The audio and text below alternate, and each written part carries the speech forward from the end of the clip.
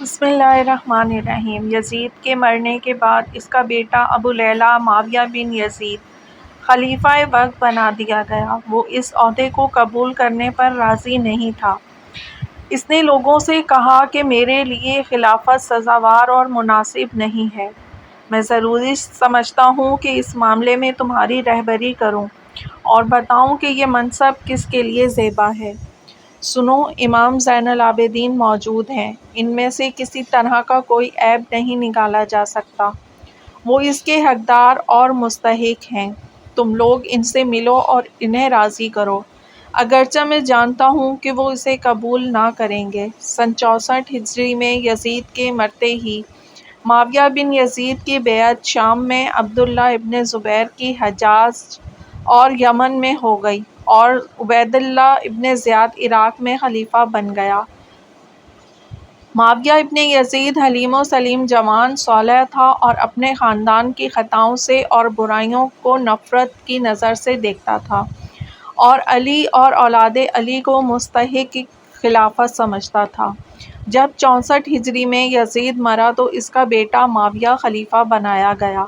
اس نے 40 روز اور بعض قول کے مطابق 5 ماہ خلافت کی۔ اس کے بعد خود خلع خلافت کر دیا اور اپنے کو خلافت سے الگ کر لیا، اس طرح کہ ایک روز ممبر پر چڑھ کر دیر تک خاموش بیٹھا رہا۔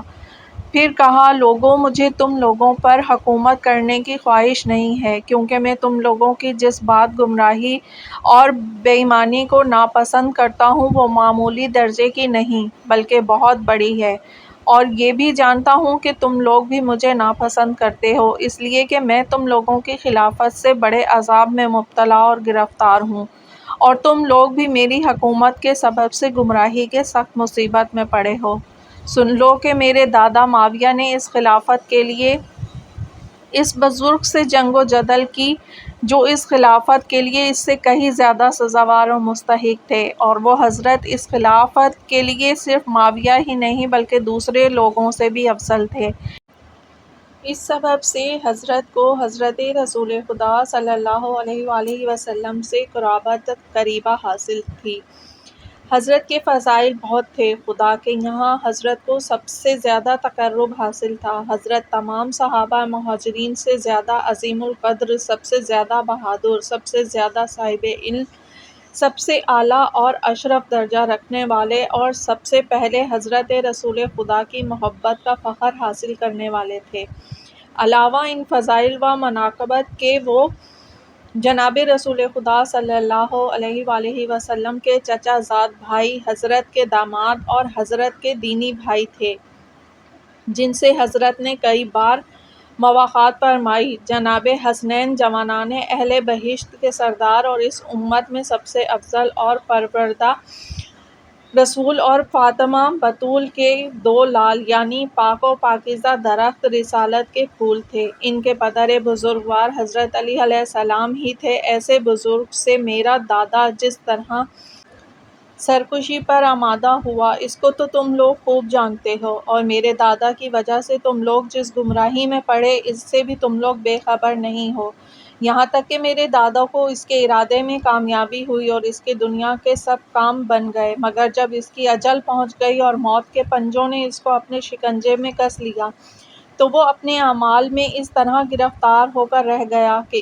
اپنی قبر میں اکیلا پڑا ہے، اور جو ظلم کر چکا تھا ان سب کو اپنے سامنے پا رہا ہے، اور جو شیطانیت اور فرعونیت اس نے اختیار کر رکھی تھی ان سب کو اپنی آنکھوں سے دیکھ رہا ہے۔ پھر یہ خلافت میرے باپ یزید کے سپرد ہوئی تو جس گمراہی میں میرا دادا تھا اسی ضلالت میں پڑ کر میرا باپ بھی خلیفہ بن بیٹھا اور تم لوگوں کی حکومت اپنے ہاتھ میں لے لی، حالانکہ میرا باپ یزید بھی اپنے اسلام کش باتوں، دین سوز حرکتوں اور اپنی رسائیوں کی وجہ سے کسی طرح اس کا اہل نہ تھا حضرت رسول کریم صلی اللہ علیہ وآلہ وسلم کی امت کا خلیفہ اور ان کا سردار بن سکے، مگر وہ اپنی نفس پرستی کی وجہ سے اس گمراہی پر آمادہ ہو گیا اور اس نے اپنی غلط کاموں کو اچھا سمجھا، جس کے بعد اس نے دنیا میں جو اندھیرا کیا اس سے زمانہ واقف ہے۔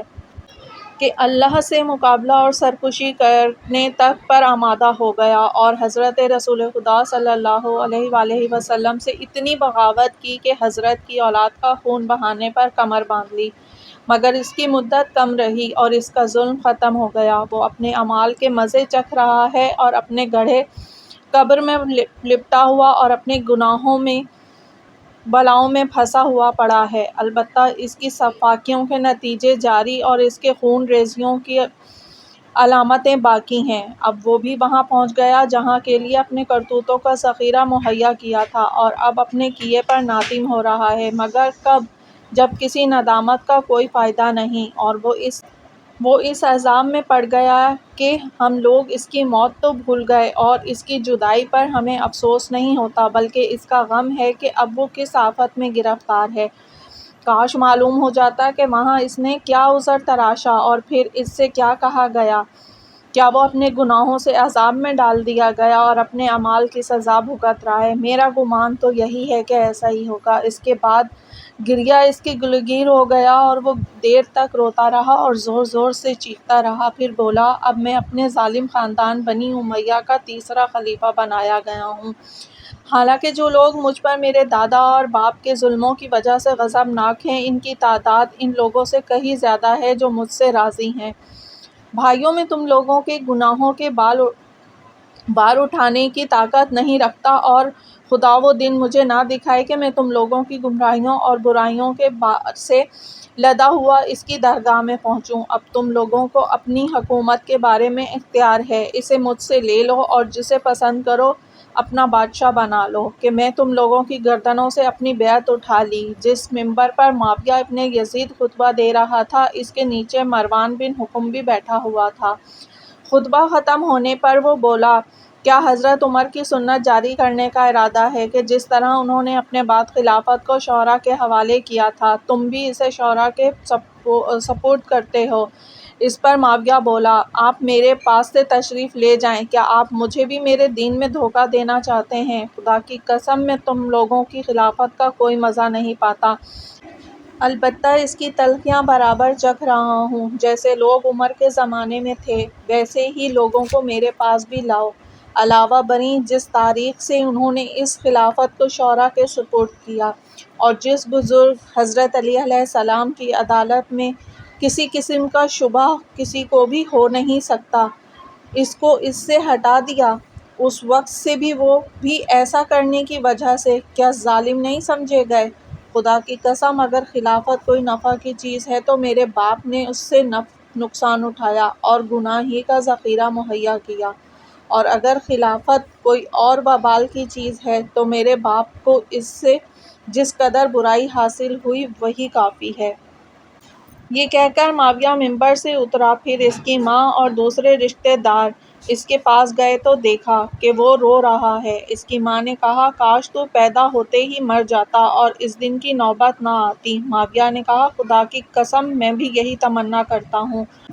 پھر کہا کہ اگر میرے رب نے مجھ پر رحم نہیں کیا تو میری نجات کسی طرح نہیں ہو سکتی۔ اس کے بعد بنی امیہ اس کے استاد عمر مقصوص سے کہنے لگے کہ تو نے ہی معاویہ کو یہ باتیں سکھائی ہیں اور اس کو خلافت سے الگ کیا ہے، اور علی اور اولاد علی کی محبت اس کے دل میں ڈال دی ہے۔ غرض اس نے ہم لوگوں کے جو عیوب و مظالم بیان کیے، ان سب کا سبب تو ہی ہے، اور تو نے ہی ان بدعتوں کو اس کی نظر میں پسندیدہ قرار دے دیا ہے جس پر اس نے یہ خطبہ بیان کیا ہے۔ مقصوص نے جواب دیا، خدا کی قسم، مجھ سے اس کا کوئی واسطہ نہیں ہے، بلکہ وہ بچپن سے ہی حضرت علی علیہ السلام کی محبت پر پیدا ہوا ہے، لیکن ان لوگوں نے اس بیچارے کا کوئی عذر نہیں سنا اور قبر کھود کر اسے زندہ دفن کر دیا۔ اس کے بعد بنی امیہ نے معاویہ بن یزید کو بھی زہر سے شہید کر دیا۔ اس کی عمر 21 سال 18 یوم کی تھی۔ اس کی خلافت کا زمانہ 4 ماہ اور باروایت 40 یوم شمار کیا جاتا ہے۔ معاویہ ثانی کے ساتھ بنی امیہ کے سفیانی شاخ کی حکومت کا خاتمہ ہو گیا اور مروانی شاخ کی داغ بیل پڑ گئی۔ معاویہ ابن یزید کے مرنے کے بعد شام میں بنی امیہ نے متفقہ طور پر مروان بن حکم کو خلیفہ بنا لیا۔ مروان کی حکومت صرف 1 سال قائم رہی، پھر اس کے انتقال کے بعد اس کا لڑکا عبد الملک ابن مروان خلیفہ مقرر کر دیا گیا۔